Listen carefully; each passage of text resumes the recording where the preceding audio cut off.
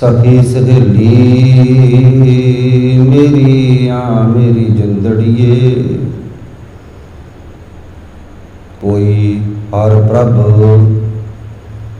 आन मिलावे राम। हो मन दे मुँह तिस अपना मेरी जिंदड़िए, हर प्रभ की हर कथा सुनावे राम। गुरमुख सदा आराध हर मेरी जिंदड़िए, मन चिंदेड़ा फल पावे राम। नानक भज हर शरणागति मेरी जिंदड़िए, वडभागी नाम ध्यावै राम। कर कृपा प्रभ आए मिल मेरी जिंदड़िए, गुरमत नाम प्रगासे राम। हो हर बाज उडीनिया मेरी जिंदड़िए, ज्यों जल बिन कमल उदासे राम। गुर पूरे न लाया मेरी जिंदड़िए, हर सज्जन हर प्रभ पासे राम। धन धन गुरु हर दसिया मेरी जिंदड़िए,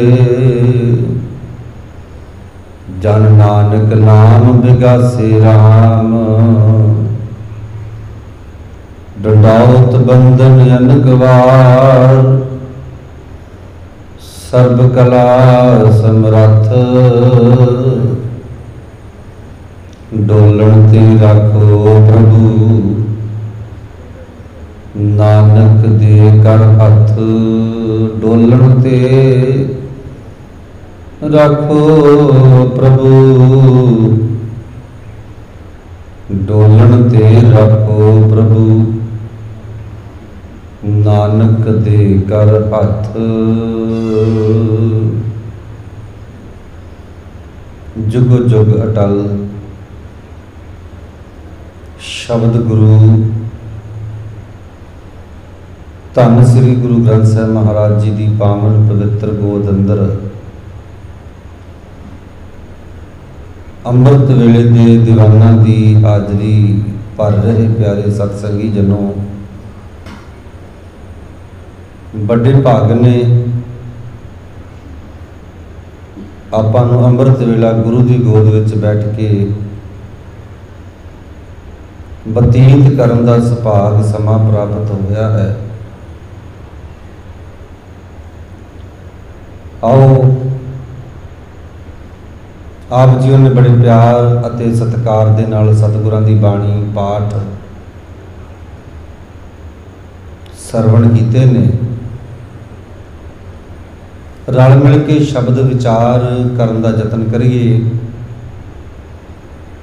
सतगुरां दी बाणी गुरु दा शब्द साडे वास्ते की स्नेहा दे रहा है, सतगुरां दी बाणी नूं समझ लईए और समझण वास्ते बाणी नूं समझण वास्ते मन एकाग्र चाहिए है।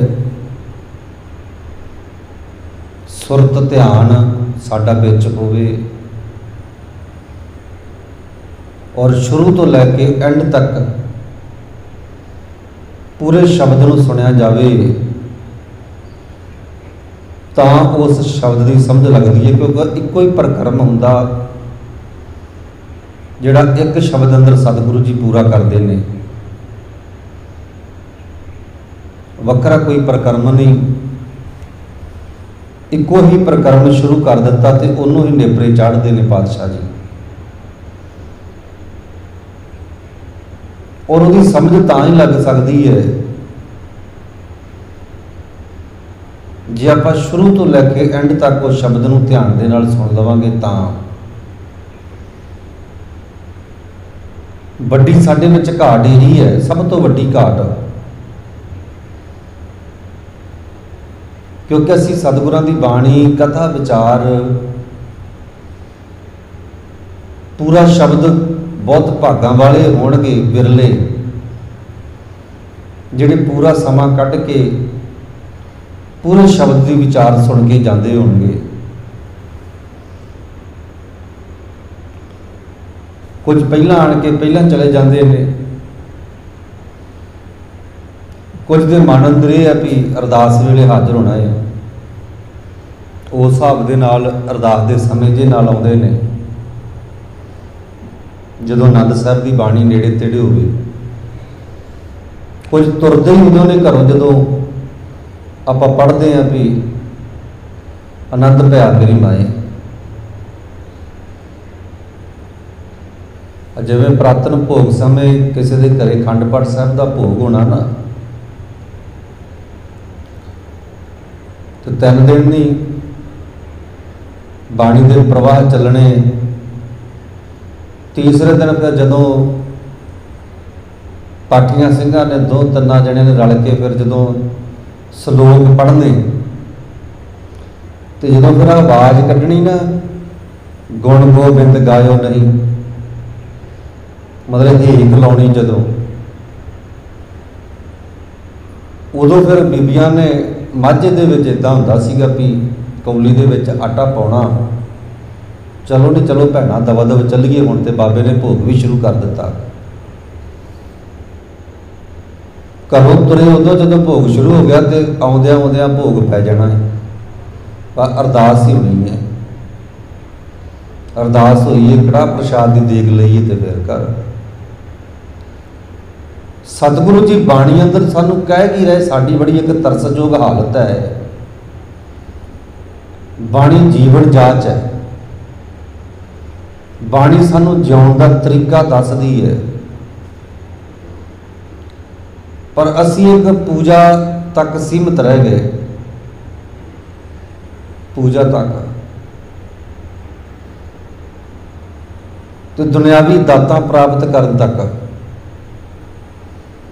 ਜਿੰਨਾ ਚਿਰ ਤੱਕ ਸਾਨੂੰ ਦਾਤ ਦੀ ਲੋੜ ਹੈ ਅਸੀਂ ਪੂਜਦੇ ਹਾਂ, ਜਦੋਂ ਸਾਨੂੰ ਦਾਤ ਮਿਲ ਜਾਂਦੀ ਹੈ ਅਸੀਂ ਪੂਜਾ ਬੰਦ ਕਰ ਦਿੰਦੇ। ਇਹ ਵੀ ਗੱਲ ਨਾਲ ਆ, ਜਿੱਥੇ ਪਾਤਸ਼ਾਹ ਜੀ ਬਾਣੀ ਅੰਦਰ ਵੀ ਇਹ ਗੱਲ ਲਿਖ ਗਏ ਨੇ, ਦਾਤ ਪਿਆਰੀ ਵਿਸਰਿਆ ਦਾਤਾਰਾ। ਕਈ ਗੁਰਮੁਖ ਪਿਆਰੇ, ਚਲੋ ਰੱਬ ਨੂੰ ਮੰਨਣ ਵਾਲੇ ਕਈ ਵਾਰੀ ਕਹਿ ਦਿੰਦੇ ਨੇ ਭਾਈ ਤੂੰ 11 ਦਿਨ ਗੁਰਦੁਆਰਾ ਸਾਹਿਬ ਜਾਣਾ ਹੈ, ਕਹਿੰਦੇ ਆ ਨਾ ਕਈ ਇੱਦਾਂ ਦੇ। ਕੋਈ ਕਹਿੰਦਾ 1.25 ਮਹੀਨਾ ਗੁਰਦੁਆਰਾ ਸਾਹਿਬ ਜਾਣਾ ਹੈ, ਸ਼ਾਇਦ ਉਹਨਾਂ ਦੇ ਮਨ ਅੰਦਰ ਇਹ ਗੱਲ ਹੈ ਵੀ ਜੇ 11 ਦਿਨ ਜਾਂ 1.25 ਮਹੀਨਾ ਇਹ ਬੰਦਾ ਗੁਰਦੁਆਰਾ ਸਾਹਿਬ ਜਾਵੇਗਾ ਤੇ ਇਹ ਗਿੱਝ ਜਾਵੇਗਾ, ਇਹਨੂੰ ਲਾਗ ਲੱਗ ਜਾਵੇਗੀ। ਜਦੋਂ 1.25 ਮਹੀਨਾ ਲਗਾਤਾਰ ਗੁਰਦੁਆਰਾ ਸਾਹਿਬ ਗਿਆ ਬਿਨ ਨਾਗੇ ਤੋਂ, ਤੇ ਇਹ ਮੁੜ ਕੇ ਗੁਰਦੁਆਰਾ ਸਾਹਿਬ ਜਾਣਾ ਸ਼ੁਰੂ ਕਰ ਦੇਵੇਗਾ ਜਦੋਂ ਪਾਤਸ਼ਾਹ ਦੀ ਕਿਰਪਾ ਹੋਣੀ ਸ਼ੁਰੂ ਹੋ ਜਾਣੀ ਹੈ, ਕਿਰਪਾ ਹੋ ਜਾਣੀ ਹੈ। ਪਰ ਸਾਡੀ ਸੁਰਤ ਤਾਂ ਇਹ ਟਿਕੀ ਹੋਈ ਹੈ ਵੀ ਜੇ ਸਾਨੂੰ 11 ਦਿਨ ਗਿਆ, ਜੇ ਸਾਨੂੰ 1.25 ਮਹੀਨਾ ਕਿਸੇ ਨੇ ਕਿਹਾ, ਤੇ ਅਸੀਂ 1.25 ਮਹੀਨਾ ਹੀ ਜਾਣਾ ਹੈ, ਉਸ ਤੋਂ ਵੱਧ ਨਹੀਂ ਜਾਣਾ ਅਸੀਂ। ਇਹ ਸਾਡੀ ਤੇ ਮਾਨਸਿਕਤਾ ਇੱਥੇ ਟਿਕ ਗਈ।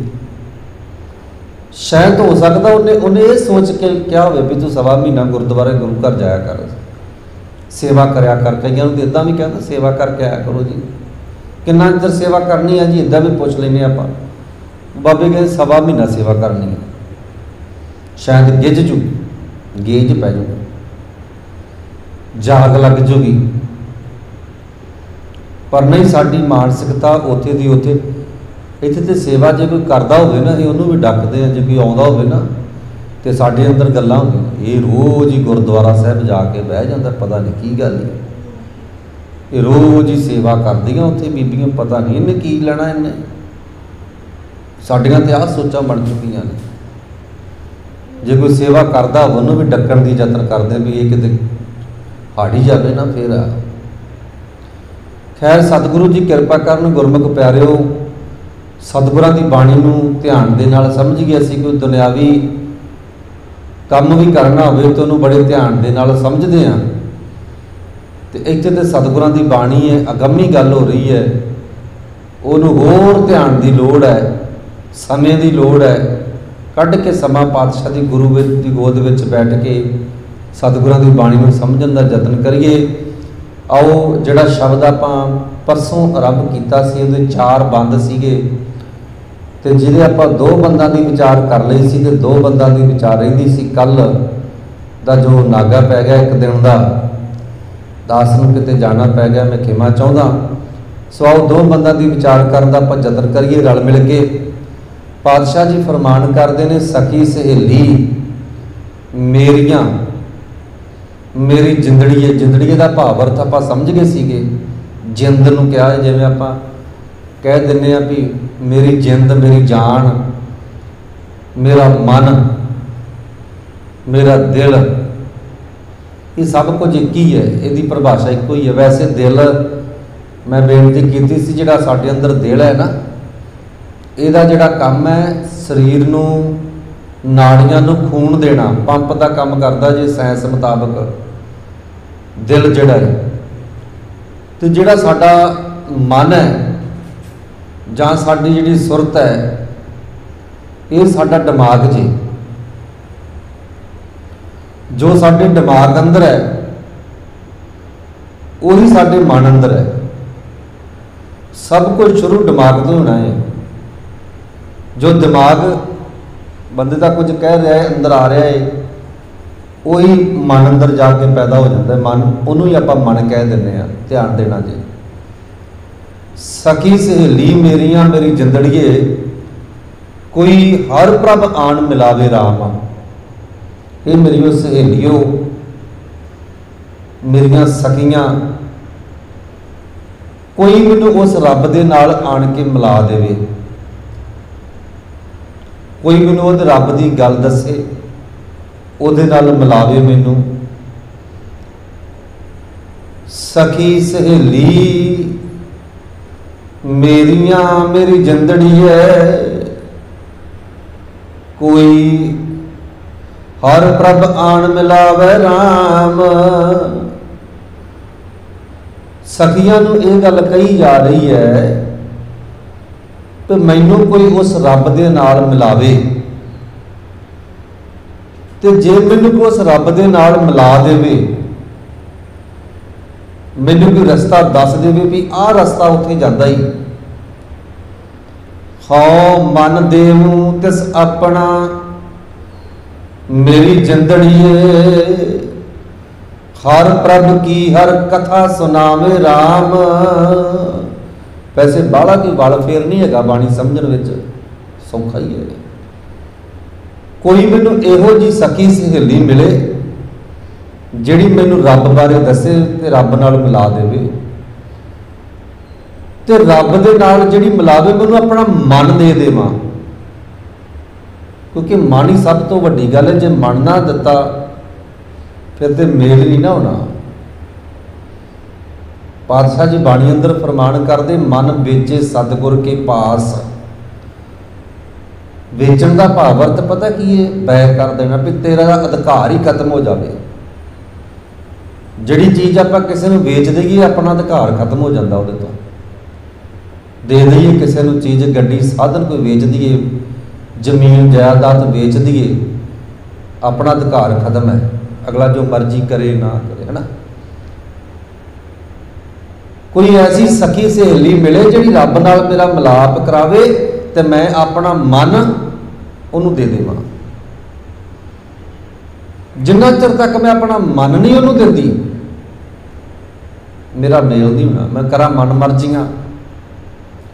ਮੇਰੀ ਸਖੀ ਸਹੇਲੀ ਕਵੇ ਵੀ ਆਹ ਰਸਤਾ ਹੀ ਰੱਬ ਕੋਲੇ ਜਾਣ ਦਾ, ਮੈਂ ਕਹਾਂ ਨਹੀਂ ਨਹੀਂ, ਮੈਂ ਤੇਰੀ ਆਖੀ ਨਹੀਂ ਮੰਨਣੀ, ਮੈਂ ਤੇ ਆਪਣੇ ਮਨ ਦੀ ਮਰਜ਼ੀ ਕਰਨੀ ਹੈ। ਤੂੰ ਮੈਨੂੰ ਕਹਿ ਰਹੀ ਆਹ ਰਸਤਾ ਹੈ, ਮੈਂ ਐਨੂੰ ਜਾਣਾ ਹੈ, ਮੈਂ ਤੇਰੀ ਕਿਉਂ ਮੰਨਾਂ? ਮੈਂ ਨਹੀਂ ਤੇਰੀ ਮੰਨਣੀ। ਮੇਰਾ ਮਨ ਕਹਿੰਦਾ ਐਨੂੰ ਜਾਣਾ ਹੈ, ਫਿਰ ਰੱਬ ਨਾਲ ਮੇਲ ਕਿਵੇਂ ਹੋਵੇਗਾ? ਸਾਡੇ ਵਿੱਚ ਅਫਸੋਸੀ ਇਹ ਗੱਲ ਨਾ, ਗੁਰਬਾਣੀ ਇਹ ਗੱਲ ਕਹਿੰਦੀ ਹੈ, ਦੁਬਦਾ ਨਾ ਪੜੋ ਹਰ ਬਿਰ ਹੋਰ ਨਾ ਪੂਜੋ ਕੋਏ, ਮੜੇ ਮਸਾਣ ਨਾ ਜਾਈ, ਕਹਿੰਦੇ ਨਾ ਸਤਿਗੁਰੂ ਜੀ। ਤੇ ਸਾਡਾ ਮਨ ਕਹਿੰਦਾ ਨਾ ਜੀ ਨਾ, ਸਾਰੇ ਇੱਕੋ ਹੀ ਹੁੰਦੇ ਆ ਜੀ, ਜਾਣਾ ਚਾਹੀਦਾ ਜੀ, ਫਿਰ ਕੀ ਹੋਇਆ, ਇੱਥੇ ਵੀ ਮੱਥਾ ਟੇਕਣਾ ਚਾਹੀਦਾ, ਇੱਥੇ ਵੀ ਟੇਕਣਾ ਚਾਹੀਦਾ। ਅਸੀਂ ਮੜੀਆਂ ਤੇ ਵੀ ਜਾਂਦੇ ਹਾਂ, ਕਬਰਾਂ ਤੇ ਵੀ ਜਾਂਦੇ ਹਾਂ, ਆ ਖੁੱਡਿਆਂ ਜਿਹਾਂ ਨੂੰ ਵੀ ਪੂਜੀ ਜਾਂਦੇ ਹਾਂ, ਜੰਡਾਂ ਨੂੰ ਵੀ ਪੂਜੀ ਜਾਂਦੇ ਹਾਂ, ਸੱਪਾਂ ਨੂੰ ਵੀ ਪੂਜੀ ਜਾਂਦੇ ਹਾਂ। ਅਸੀਂ ਛੱਡਦੇ ਹੀ ਕੁਛ ਨਹੀਂ, ਛੱਡਦੇ। ਮੇਰਾ ਮਨ, ਸਾਡਾ ਮਨ ਦਿੱਤਾ ਹੀ ਨਹੀਂ, ਅਸੀਂ ਮਨ ਵੇਚਿਆ ਹੀ ਨਹੀਂ। ਮਨ ਹੀ ਕਹਿ ਰਿਹਾ ਨਾ ਸਾਰਾ ਕੁਝ। ਜੇ ਅਸੀਂ ਮਨ ਗੁਰੂ ਨੂੰ ਦੇ ਦਿੰਦੇ, ਮਨ ਵੇਚ ਦਿੰਦੇ, ਇਹ ਤੇ ਗੱਲ ਬਣ ਜਾਣੀ ਸੀ। ਕੀ ਆਂਦੇ ਨੇ ਪਾਤਸ਼ਾਹ ਜੀ, ਕੀ ਸਮਝਾਉਂਦੇ ਨੇ ਫਿਰ? ਹਉ ਦਾ ਭਾਵ ਅਰਥ ਹੁੰਦਾ ਮੈਂ। ਹਉ ਮਨ ਦੇਵੂੰ ਤਿਸ ਆਪਣਾ, ਜਿਹੜਾ ਮੈਨੂੰ ਰੱਬ ਦੀ ਗੱਲ ਸੁਣਾਵੇ, ਰੱਬ ਨਾਲ ਮਿਲਾਉਣ ਦੀ ਗੱਲ ਕਰੇ, ਮੈਂ ਆਪਣਾ ਮਨ ਦੇ ਦੇਵਾਂ ਨੂੰ। ਹਉ ਮਨ ਦੇਵੂੰ ਤਿਸ ਆਪਣਾ, ਮੇਰੀ ਜਿੰਦੜੀਏ ਹਰ ਪ੍ਰਭ ਕੀ, ਹਰ ਪ੍ਰਭ ਕੀ ਹਰ ਕਥਾ ਸੁਣਾਵੇ ਰਾਮ। ਜਿਹੜਾ ਮੈਨੂੰ ਉਸ ਰੱਬ ਦੀ ਗੱਲ ਦੱਸੇ, ਉਸ ਵਾਹਿਗੁਰੂ ਦੀ ਗੱਲ ਦੱਸੇ, ਉਸ ਮਾਲਕ ਦੀ ਗੱਲ ਦੱਸੇ, ਮੈਂ ਆਪਣਾ ਜਿਹੜਾ ਮਨ ਹੈ ਉਹਨੂੰ ਦੇ ਦੇਵਾਂ। ਇੱਥੇ ਹੀ ਬਸ ਨਹੀਂ ਕਰਦੇ ਪਾਤਸ਼ਾਹ ਜੀ। ਹਉ ਮਨ ਦੇਵੂੰ, ਆਪਣਾ ਮਨ ਦੇ ਦੇਵਾਂ। ਗੁਰਮੁਖ ਸਦਾ ਅਰਾਧ ਹਰ ਮੇਰੀ ਜਿੰਦੜੀਏ, ਮਨ ਚੰਦਿਆੜਾ ਫਲ ਪਾਵੇ ਰਾਮ। ਗੁਰੂ ਦੀ ਮੱਤ ਲੈ ਕੇ ਉਸ ਰੱਬ ਨੂੰ ਅਰਾਧਨਾ। ਪਾਤਸ਼ਾਹ ਜੀ ਕਹਿੰਦੇ ਮਨ ਚੰਦੇ ਫਲ ਪ੍ਰਾਪਤ ਹੁੰਦੇ ਜੇ, ਜੋ ਮਨ ਅੰਦਰ ਬੰਦਾ ਧਾਰ ਲਵੇ ਨਾ, ਉਹ ਮਿਲ ਜਾਂਦਾ ਜੀ, ਮਿਲਦਾ ਜੇ ਉਹ। ਪਰ ਉਹਦੀ ਅਰਾਧਨਾ ਕਰਨੀ ਪੈਣੀ ਤੈਨੂੰ ਗੁਰਮਤਿ ਅਨੁਸਾਰ, ਗੁਰੂ ਦੀ ਮੱਤ ਅਨੁਸਾਰ, ਗੁਰੂ ਵੱਲੇ ਮੁਖ ਕਰਕੇ, ਗੁਰੂ ਦੀ ਮੱਤ ਅਨੁਸਾਰ। ਆਪਣੀ ਮੱਤ ਨਾਲ ਨਾ ਚੱਲੀ, ਗੁਰੂ ਦੀ ਮੱਤ ਲੈ ਕੇ ਚੱਲੀ। ਪਾਤਸ਼ਾਹ ਜੀ ਕਹਿੰਦੇ ਫਿਰ ਮਨ ਚੰਦੇ ਫਲ ਪ੍ਰਾਪਤ ਹੋਣੇ ਨੇ। ਨਾਨਕ ਭਜ ਹਰ ਸਰਨਾਗਤੀ, ਮੇਰੀ ਜਿੰਦੜੀਏ ਵੱਡ ਭਾਗੀ ਨਾਮ ਧਿਆਵੈ ਰਾਮ। ਪਾਤਸ਼ਾਹ ਜੀ ਕਿੱਡੇ ਪਿਆਰੇ ਸ਼ਬਦਾਂ ਵਿੱਚ, ਕਿੱਡੇ ਪਿਆਰੇ ਸ਼ਬਦਾਂ ਵਿੱਚ ਸਾਨੂੰ ਸਮਝਾ ਰਹੇ ਨੇ। ਕਹਿੰਦੇ ਹੇ ਮੇਰੀ ਇਹ ਜਿੰਦੇ, ਹੇ ਨਾਨਕ, ਹੇ ਮੇਰੀ ਸੋਹਣੀ ਜਿੰਦੇ, ਪ੍ਰਮਾਤਮਾ ਦੀ ਸ਼ਰਨ ਪਈ ਰਹੋ। ਵਾਹਿਗੁਰੂ ਦੀ ਸ਼ਰਨ ਛੱਡ ਕੇ ਕਿਤੇ ਜਾਮੀ ਨਾ। ਵੱਡੇ ਭਾਗਾਂ ਨਾਲ ਮਨੁੱਖ ਹੀ ਪ੍ਰਮਾਤਮਾ ਦਾ ਨਾਮ ਸਿਮਰਦਾ ਹੈ, ਵੱਡੇ ਭਾਗਾਂ ਦੇ ਨਾਲ।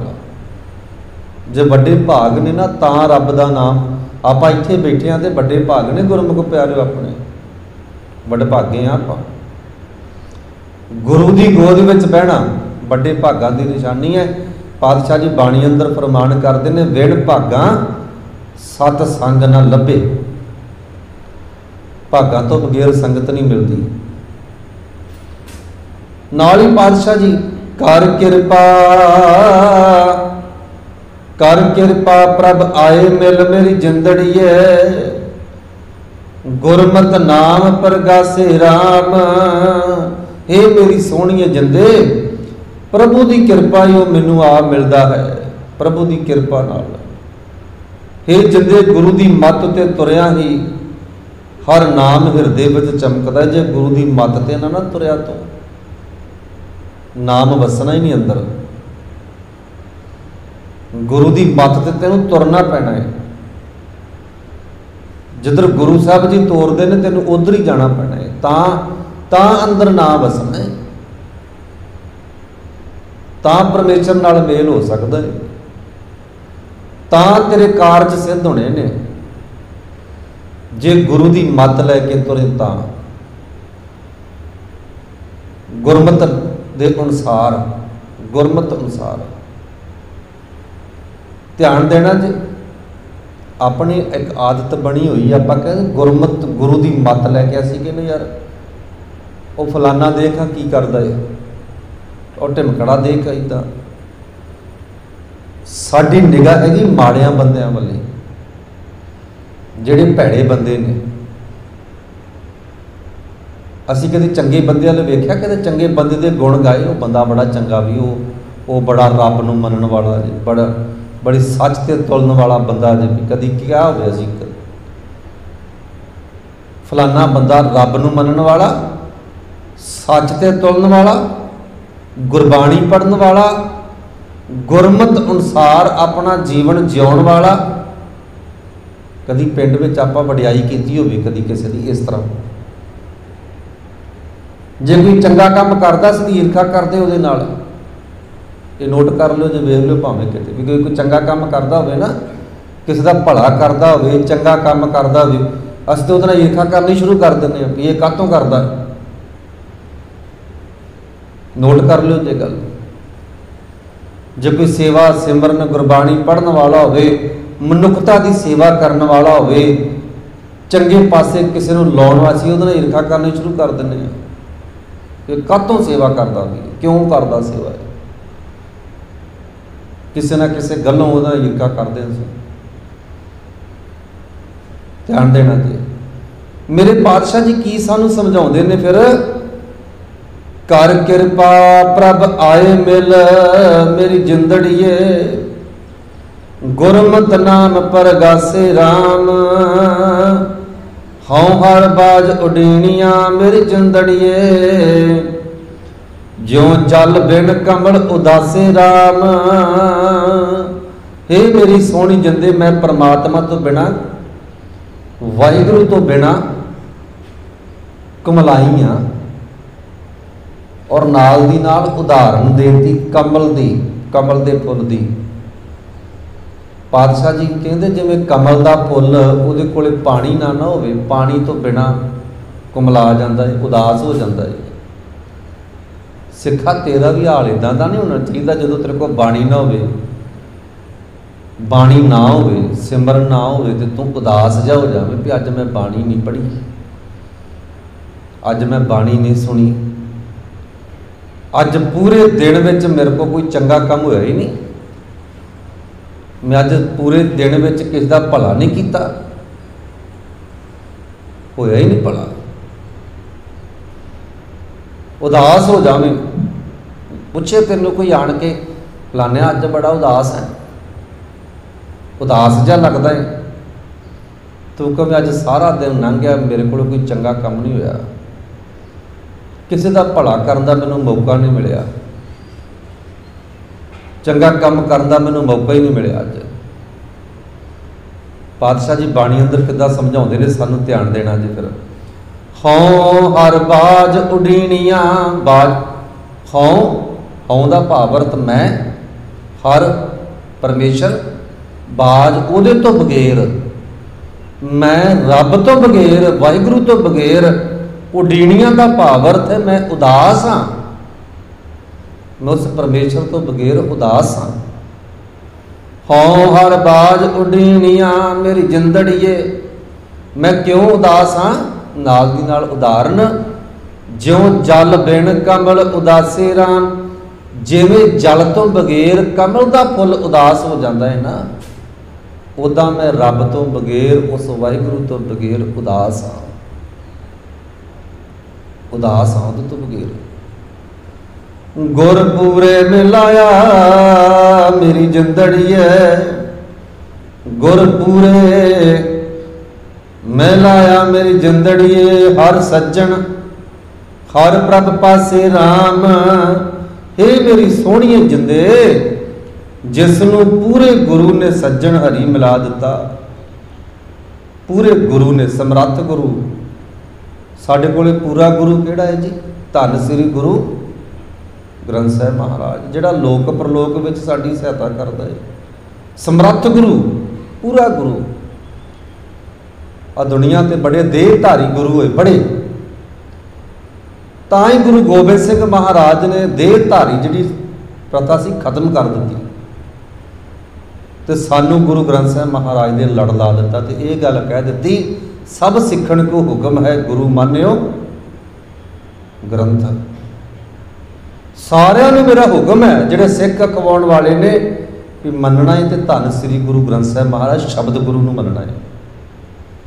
ਪਤਾ ਸੀ ਪਾਤਸ਼ਾਹ ਨੂੰ ਵੀ इन्हां दे विच घाटां हो सकदियां ने।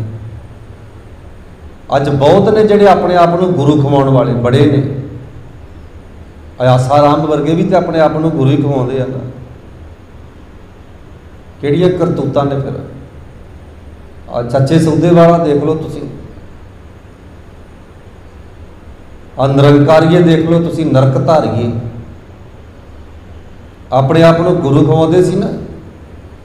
असल दे विच चलो गल लंबी होई, गुरु ग्रंथ साहिब महाराज की बेदबी करना, नरक धारी उदों तो काम चलिया जे गुरमुख प्यारिओ 1978 दे विचों जदों तो खाड़कूवाद लहर चली ना। असीं कह दिंदे आ भी महापुरुषां ने उत्थे हथियार रख लए, मुंडे कई इदां दे भी हैगे जिहड़े कहंदे जी इन्ने मुंडे बर्बाद ते संत बाबा जरनैल सिंह। पर कारण की सी, सब कुछ होया क्यों? 78 दे विच गुरु ग्रंथ साहिब महाराज की बेदबी हुई 1978 विच। ध्यान देना जी, मैं बेनती कर देवां एक मिनट विच। जिहड़ा नरक धारिया निरंकारिया सी ना, गुरु ग्रंथ साहिब महाराज दे उपर दी लंघ के जांदा हुंदा सीगा। ध्यान दिओ, वलूंदरे नहीं जाते सिख दे मन नहीं वलूंदरा, कहंदा मैं इहदे नाल जी के की लेना, इहदे नाल मर जावां ते ओह नहीं चंगा। जे गुरु ग्रंथ साहिब महाराज के उपर दी कोई लंघ के जावे तो जिहड़ा सिख है, जिहड़ा अपने आप मनदा भी मैं गुरु दा सिख है, मेरिया रगां दे विच गुरु गोबिंद सिंह महाराज का खून दौड़ रहा, तो वह कहता मर जावां मैं, वो नहीं चंगा इहदे नाल, मैं देखण तो पहला। तो जे उन्होंने समझाउण वास्ते सिंह भेजे महापुरुषां ने, अगे उन्होंने गोलियां चला के 13 सिंह शहीद कर दे, 13 सिंह मारते सीगे। खाड़कूवाद लहर फिर चली, कोई इंसाफ नहीं मिलिया, कोई अपील नहीं, कोई दलील नहीं, किसी ने सुनी नहीं, गल ही नहीं सुनी 78 दिन। तां फिर खाड़कूवाद लहर जिहड़ी चली सीगी। ध्यान देना, अज हुण वेखो बगराड़ी कांड होया सी ना, तुहानूं सारिआं नूं पता ही है। अगले ने पहला लिख के चिट्ठियां लाइयां पिंडां दे विच, पिंड विच भी तुहाडा गुरु ग्रंथ साहिब साडे कोले है, बेअदबी करांगे। फिर उन्हें कीती गलियां दे विच गुरु ग्रंथ साहिब महाराज के पत्रे रोले, अंग रोले, कीती ना बेअदबी। अजे तक नहीं फड़े अगलियां ने, हैगा इंसाफ किते। मैं एक दिन अगे भी शायद बेनती की सी, जयपाल जिहड़ा गैंगस्टार सीगा ते जगराओं 2 पुलिस वाले मारे गए, पैदा किहने कीते ने? अगले ने कलकत्ते जा फड़िया, महीना नहीं पैण दिता। जे किते फड़दे होण बंदे ते इन्हां कोल बंदे पुलिस कोलों भज्जे थोड़ी है, सरकारां कोलों बहुत कुछ इन्हां कोले फड़न वास्ते, बड़ी साइंस आ। फड़ने होण नहीं इन्हां ने, नीत होवे नहीं भी फड़ने आ, पर नहीं इन्हां ने फड़ने ही नहीं, आप ही तो सारा कुछ कर। मैं एक बार विचार कर रहा तो मेरे को पिंड विच जिवें चमचागिरी वाले बंदे भी होंदे ना, जिवें मैं गल करदा भी कराउण वाले कौन ने, किन्ने कराया? जे कोटकपुरे दे विच जदों धरना लगा सी, लाठी चार्ज कराउण वाला कौन सीगा? सरकार किहदी सी? जो मैं इदा विचार की तो अजीत सिंह कुहाड़ ट्रांसपोर्ट मंत्री, तुसीं नाम सुनिया होना उहदा, वो पिंड विच आया तो नाले तो मेरे वाल नूं वेखी जावे टेढ़ा टेढ़ा। पिंड दे विचों दस दिंदे ना बंदे भी साडा बाबा इदां कहंदा जी, तुसीं बेअदबी करवाई आ, तो नाले कहे वेखो जी असीं भी सिख हाँ, असीं क्यों बेअदबी करवावांगे, असीं बेअदबी काहतों कर। मैं कहा भी जे तुसीं बेअदबी नहीं ना करवाई, मैं असीं मान लेने भी तुसीं सिख हाँ, नहीं बेअदबी करवाई, तो सरकार तो तुहाडी सी ना, दसो फिर गोली किहने चलाई? जिहड़े 2 सिख मारे गए किन्ने मारे ने दसो? जे लाठी चार्ज कराया कोटकपुरे दे विच, किन्नियां सिंघां ते लाठी चार्ज होया, किन्ने करवाया दसो? लाठी चार्ज तुहाडे हुक्म तो बगैर ही हो गया। जे तुहाडे हुक्म तो बगैर गोली चली है, फिर उन्हां ते कार्रवाई करो, पुलिस इदां ते पुलिस जिन्नूं मर्जी मार दो, फिर तुहाडा हुक्म, तुहाडी सरकार काहदी होई? फिर तुहाडा कंट्रोल पुलिस ते काहदा कंट्रोल होया? तुहाडा फिर की कंट्रोल आ तुहाडा पुलिस ते? की सरकार आ तुहाडी? फिर ये सारा कुछ रले गुबले दे नाल होया। अज तक इंसाफ किन्ने साल बीत चुके ने, अज तक इंसाफ नहीं मिलिया, तो बेअदबी तो बेअदबी होई जा रही है। जो बंदा फड़िया, ये जी दिमागी हालत इहदी खराब है, ये दिमागी परेशान है। पिंड दे विच कोई होवे दिमागी परेशान, अपने घरदिआं नूं किन्ना क मारदा भला? मारे ना, अपने बच्चों नूं मारे ना, अपने घर वाली नूं मारे, अपने माँ प्यो का कतल कर देवे हाँ, रिश्तेदारां नूं मारे कि उन्होंने गुरु ग्रंथ साहिब महाराज जी दीदे ने बेदबी करने वास्ते। जे अग्नि भेंट होंदे ने कहते जी लाइट शार्ट हो गई, मैं तो कई बार बेनती करता हूँ आ साढ़े अपने किन्नियां क लाइटां लगियां ने, कभी वेख्या घर में लाइट शार्ट हो गए किन्नी अग लगती है। आ कपड़े वालियां दुकानां ते चले जाओ, किन्नियां लाइटां लगियां कपड़े वालियां दुकानां ते, अगले ने चमकाउण वास्ते थां थां ते लाइटां लाइयां ने कपड़े वालियां दुकानां ते, किन्ना कपड़ा पिया, किन्नियां क दुकानां नूं अग लगदी है भी। गुरु ग्रंथ साहिब महाराज सचखंड ही अग लगती है। कैमीकल ने आउंदे ने बंदे, वो कैमीकल रख जाते हैं, कुछ घंटिया बाद उस कैमीकल नूं ऐटोमैटिक अग लग जाती है, करते ने बेदबी। हुण आपां नूं की पता भी जे कोई बाहरों बंदा आण के भी बह सकदा, कोई दोपहरे आण के बंदा इत्थे बह जाए कैमीकल रख जाए, समय बाद उन्होंने ऐटोमैटिक अग फड़ जानी है, खुद कुछ आ रहा। पर सानू सुचेत रहना पैना गुरमुख प्यारो। मेरा कहने का भाव अर्थ है सतगुरां दी बाणी दे नाल जुड़िए।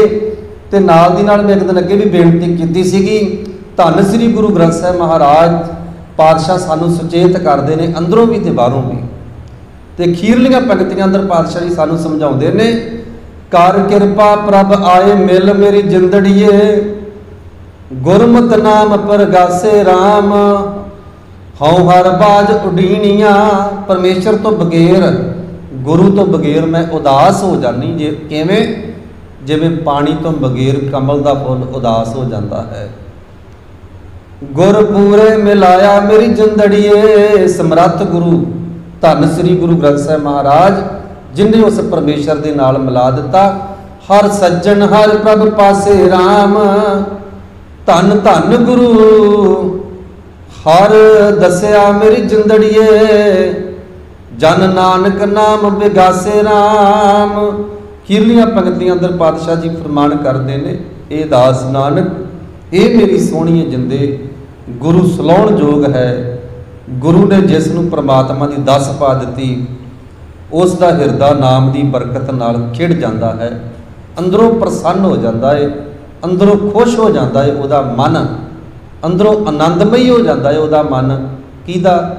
जिहड़ा गुरु के रस्ते ते चल पैंदा है, गुरु के मार्ग ते चल पैंदा है, गुरु के दसे हुए मार्ग ते चल के अंदरों मन जिहड़ा वह खुश हो जाता है। गुरमुख प्यारिओ, आपां भी गुरु के दसे हुए मार्ग ते चल के अपना जीवन जिहड़ा है ना उन्होंने सोहना ते सुचज्जा जा जीवन बनाइए, फिर साडा लोक परलोक जिहड़ा सवारिया जाना। मैं कई बारी बोलदा, पर सानू किसे किसे नाल कोई मतलब नहीं। कोई सरकार आ जाए, मैं तो अज तक तकरीबन जिन्नी क मेरी आरजू हो गई है, मैं कदे किसी को वोट नहीं पाई, क्योंकि साडा सिस्टम ही इदां दा, कभी किसी गुरुद्वारे कभी किसी गुरुद्वारे जो कि वोटां होंदियां भी है तो असीं जांदे ही नहीं गए, कोई साडे कोल समा ही नहीं हुंदा, कभी नहीं। सानू किसी नाल कोई मतलब नहीं। हाँ, जो कोई सरकार कोई आगू चंगा काम करदा सलाउण योग है, जो कोई चंगा काम करदा तो सलाउण योग है, तो जे कोई माड़ा काम करदा है समाज वास्ते जां पंथ वास्ते, गुरु ग्रंथ साहिब महाराज वास्ते अपने आप को पंथक अखवा के भी।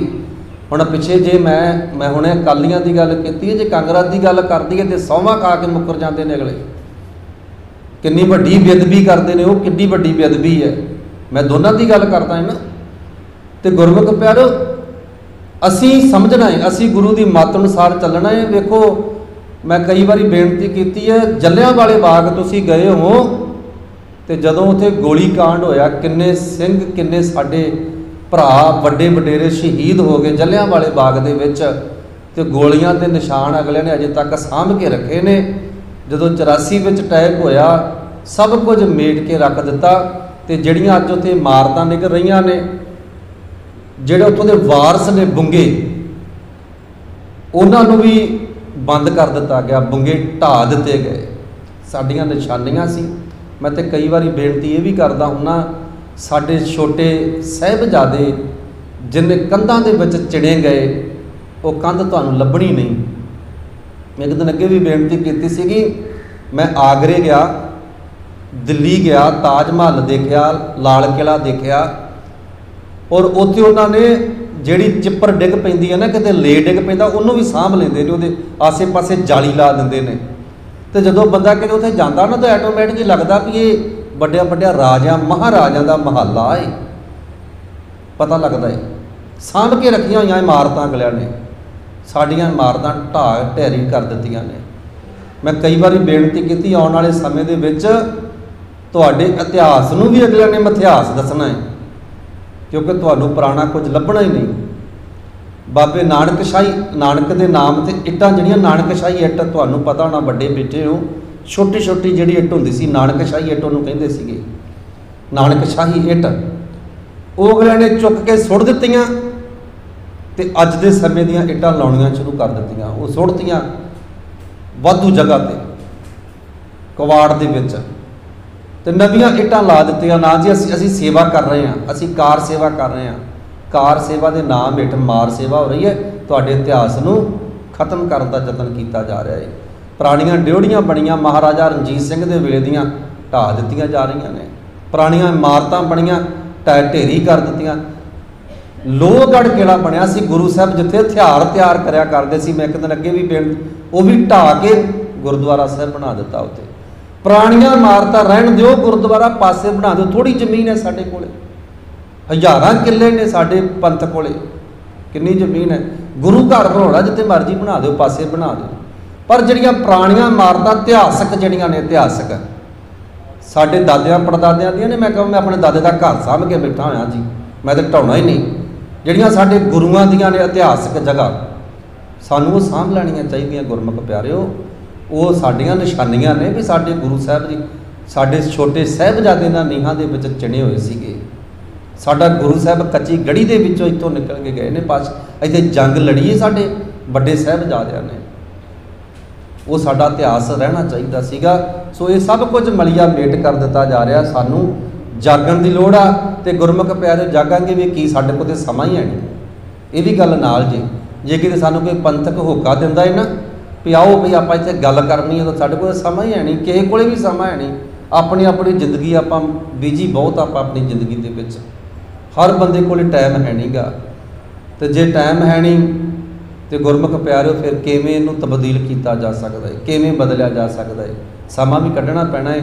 ਜਿੱਥੇ ਆਪਾਂ ਵੇਖੋ ਆਪਣੇ ਹੱਕਾਂ ਵਾਸਤੇ ਲੜਦੇ ਆ ਨਾ, ਹੱਕਾਂ ਵਾਸਤੇ ਲੜਦੇ ਆ, ਜੇ ਕਿਤੇ 13 ਮਤੇ ਜਿਹੜੇ ਸੰਤ ਬਾਬਾ ਜਰਨੈਲ ਸਿੰਘ ਜਿਹੜੇ 13 ਮਤਿਆਂ ਦੀ ਗੱਲ ਕਰਦੇ ਨੇ, ਕੋਈ 13 ਮਤੇ ਕਹਿੰਦਾ, ਕੋਈ 18 ਮਤੇ ਵੀ ਕਹਿੰਦਾ, ਜੇ ਧਿਆਨ ਦੇਣਾ ਜੀ।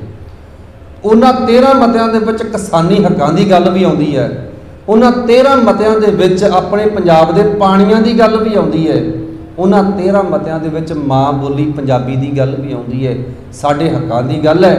ਅਸੀਂ ਉਹ 13 ਮਤੇ ਪੜ੍ਹੇ ਨਹੀਂ, ਸੁਣੇ ਨਹੀਂ। ਜਦੋਂ 13 ਮਤੇ ਹੀ ਮੰਗ ਕਰਦੇ ਵੀ 13 ਮਤੇ ਪਾਸ ਕਰ ਦਿੱਤੇ ਜਾਣ, ਉਹਨਾਂ ਦੇ ਵਿੱਚ ਸਾਰਾ, ਅੱਜ ਸਾਨੂੰ ਦਿੱਲੀ ਜਾ ਕੇ ਬਹਿਣਾ ਨਹੀਂ ਸੀ ਪੈਣਾ। ਜੇ ਸਰਕਾਰ ਉਸ ਸਮੇਂ 13 ਮਤੇ ਮੰਨ ਲੈਂਦੀ, ਅੱਜ ਦਿੱਲੀ ਨਹੀਂ ਸੀ ਜਾਣਾ ਪੈਣਾ। ਕਿਉਂ? ਕਿਸਾਨ ਆਪਣੀ ਫਸਲ ਦਾ ਰੇਟ ਆਪ ਤੈਅ ਕਰੇ, ਉਹਦੇ ਵਿੱਚ ਲਿਖਿਆ ਹੋਇਆ ਇੱਦਾਂ। ਕਿਸਾਨ ਦੀ ਹੁਣ ਸੁਨਿਆਰੇ ਨੇ ਸੋਨਾ ਬਣਾਇਆ, ਸੁਨਿਆਰੇ ਨੇ ਜੋ ਤਿਆਰ ਕੀਤਾ ਸਾਰਾ ਕੁਝ, ਉਹ ਮੁੱਲ ਲੈਂਦਾ ਹੈ ਆਪਣਾ। ਘੁਮਿਆਰ ਵੀਰ ਆਪਣੇ ਬਰਤਨ ਤਿਆਰ ਕਰਦਾ, ਕਹਿੰਦਾ ਮੈਂ ਆਹ ਤੌੜੀ ਜਿਹੜੀ ਹੈ ਨਾ, ਮੈਂ 100 ਰੁਪਏ ਤੋਂ ਘੱਟ ਨਹੀਂ ਦੇਣੀ, ਆਹ ਤੌੜੀ ਮੈਂ 500 ਤੋਂ ਘੱਟ ਨਹੀਂ ਦੇਣੀ, ਮੈਂ ਕੁੰਡਾ ਦੇਣਾ 150 ਦਾ, ਉਹਦਾ ਆਪਣਾ ਮੁੱਲ ਹੈ ਉਹਦਾ। ਕੋਈ ਬੰਦਾ ਆਪਣੇ ਘਰ ਵਿੱਚ ਚੀਜ਼ ਤਿਆਰ ਕਰਦਾ, ਮੁੱਲ ਉਹਦਾ ਆਪਣਾ ਹੈ। ਤੁਸੀਂ ਦੁਕਾਨਾਂ ਤੇ ਜਾਂਦੇ ਹੋ, ਕੱਪੜਾ ਖਰੀਦਦੇ ਹੋ ਨਾ, ਅਗਲੇ 100 ਰੁਪਏ ਦਾ ਲਿਆਣ ਕੇ ਕਿੰਨਾ ਦਿੰਦੇ ਨੇ? 500 ਦਾ ਸੂਟ ਦਿੰਦੇ ਨੇ ਮੇਰੀ ਉਹ ਭੈਣੋ। ਤੇ ਜਿਹੜਾ 500 ਦਾ ਲਿਆਉਂਦੇ ਨੇ 5000 ਦਾ ਦਿੰਦੇ ਨੇ ਤੁਹਾਨੂੰ, ਉਹਦਾ ਆਪਣਾ ਮੁੱਲ ਹੈ। ਅਗਲਾ ਆਪਣੀ ਮਨਮਰਜ਼ੀ ਦਾ ਮੁੱਲ ਤੁਹਾਨੂੰ ਦੱਸ ਰਿਹਾ ਹੈ।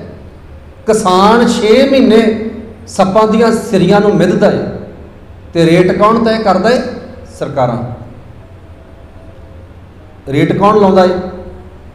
ਸਰਕਾਰ ਲਾ ਰਹੀ ਹੈ। ਕਿਸਾਨ ਦੀ ਆਪਣੀ ਫਸਲ ਹੈ, ਇਹਦਾ ਰੇਟ ਵੀ ਆਪਣਾ ਹੋਣਾ ਚਾਹੀਦਾ ਹੈ। ਸੋ ਇਹ ਸਾਰਾ ਕੁਝ ਉਦੋਂ ਤੋਂ ਹੀ ਰੱਖਿਆ ਜਾ ਰਿਹਾ ਸੀ, ਪਰ ਅਸੀਂ ਸਮਝਿਆ ਨਹੀਂ ਉਸ ਸਮੇਂ ਵੀ ਗੱਲ ਨੂੰ। ਇਹ ਗੱਲ ਨੂੰ ਸਮਝ ਲੈਣਾ ਚਾਹੀਦਾ। ਤਾਂ ਸਾਡਾ ਕੁਝ, ਸਾਨੂੰ ਇਕੱਠ ਹੋਣਾ ਬਹੁਤ ਜ਼ਰੂਰੀ। ਹੋਵੋ 71, ਮਿਲੋ ਮੇਰੇ ਭਾਈ ਪਾਤਸ਼ਾਹ ਜੀ ਕਹਿੰਦੇ ਇਕੱਠੇ ਹੋ ਕੇ ਚੱਲੋ, ਤਾਂ ਤੁਹਾਡੀ ਪਾਵਰ ਬਣਨੀ ਹੈ। ਗੁਰਮੁਖ ਪਿਆਰਿਓ, ਅਸੀਂ ਤੇ ਵੰਡੇ ਗਏ, ਜਾਤਾਂ ਪਾਤਾਂ ਦੇ ਵਿੱਚ ਵੰਡੇ ਗਏ, ਪਾਰਟੀਆਂ ਦੇ ਵਿੱਚ ਵੰਡੇ ਗਏ। ਸਾਨੂੰ ਜਿੰਨੀਆਂ ਪਾਰਟੀਆਂ ਲੁੱਟਣ ਵਾਲੀਆਂ ਆਈਆਂ, ਸਾਨੂੰ ਦੇਣ ਵਾਲਾ ਥੋੜ੍ਹੀ ਕੋਈ ਆਇਆ ਕੁਝ, ਸਾਨੂੰ ਲੁੱਟਿਆ ਹੀ ਆ ਸਾਰਿਆਂ ਨੇ। ਇਸ ਕਰਕੇ ਬਾਣੀ ਮੁਤਾਬਕ ਆਪਣਾ ਜੀਵਨ ਜਾਈਏ, ਤਾਂ ਸਾਡਾ ਕੁਝ ਸਵਾਰਿਆ ਜਾਣਾ ਹੈ। ਸਮਾਜ ਦੀ ਸੇਵਾ ਵੀ ਕਰ ਸਕਦੇ ਹਾਂ, ਤੇ ਅਸੀਂ ਆਪਣਾ ਆਨੰਦਮਈ ਜੀਵਨ ਵੀ ਜਿਹੜਾ ਗੁਜ਼ਾਰ ਸਕਦੇ ਹਾਂ। ਆਈਆਂ ਸੰਗਤਾਂ ਦਾ ਧੰਨਵਾਦ, ਹੋਈਆਂ ਗਲਤੀਆਂ ਦੀ ਖਿਮਾ।